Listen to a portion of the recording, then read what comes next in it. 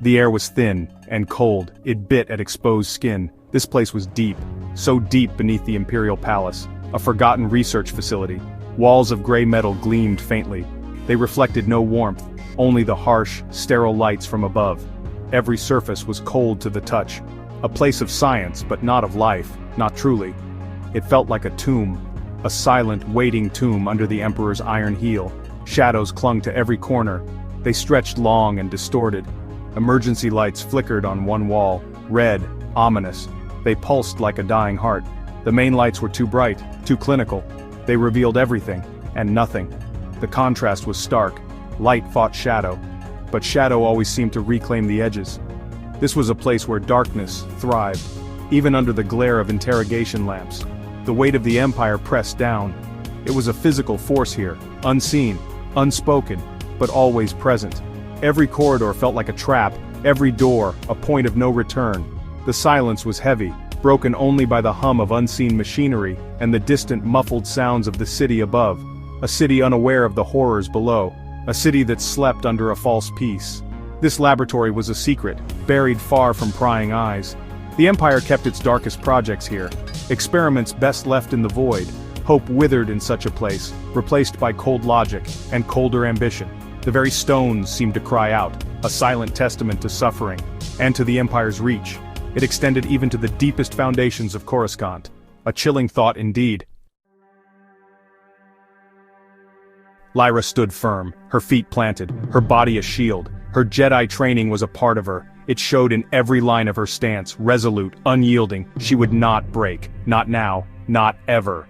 The Force flowed around her, a current of strength. It whispered warnings, and it offered courage. She was a warrior, a guardian, even in this desolate place, the last line of defense. Her lightsaber burned bright, a vivid emerald green. It cut through the oppressive gloom. A beacon, a defiant star in the artificial night. Its hum was a song of rebellion, a promise of resistance.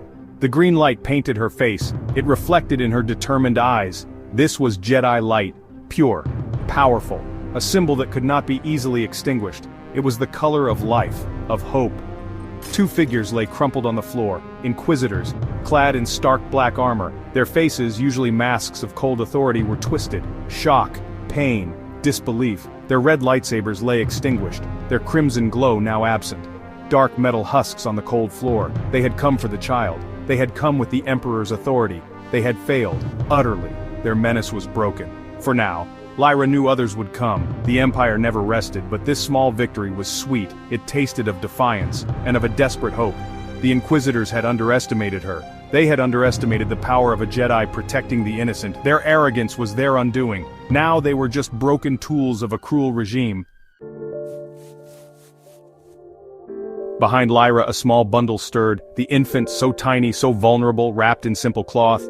The child was strong in the Force, a bright spark in the vast galaxy, unaware of the battle just fought, unaware of the danger that still loomed. Its innocence was a stark contrast to the cold steel, to the fallen Inquisitors, to the darkness of this place.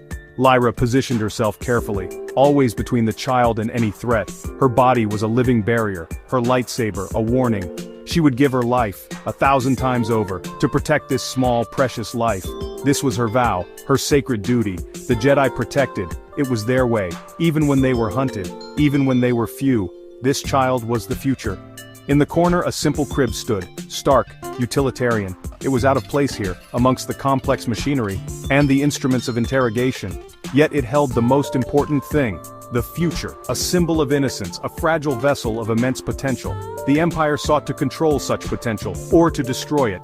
Lyra would not let that happen, not while she drew breath. The child's Force signature was bright, untapped, unspoiled, a powerful light waiting to awaken. This was why the Inquisitors had come, why the Empire feared such beings. They represented hope. They represented a challenge to the darkness. Lyra felt that hope. It fueled her resolve. It made her fight harder. This child was a promise, a new dawn for the Jedi. An overwhelming sense of urgency filled the cold air. Every second was precious. Escape. That was the only thought. The Empire's network was vast. Alarms would be sounding soon.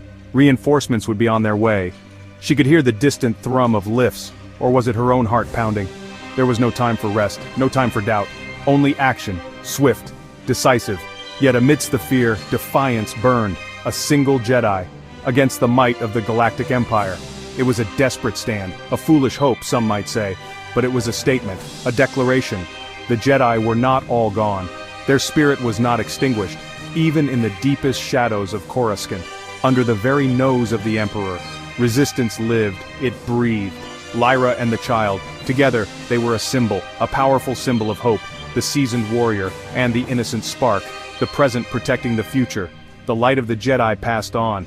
This was more than just survival, it was a promise that the darkness would not last forever, that the Force would find a way, that new heroes would rise, always, the enduring spirit of the Jedi. It was a flame, sometimes it flickered, sometimes it dimmed, but it never truly died. It was tempered by loss, strengthened by adversity, passed from master to apprentice, and now it rested in Lyra's hands, and in the tiny sleeping infant.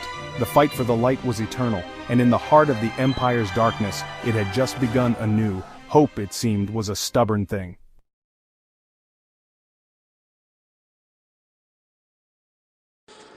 Ah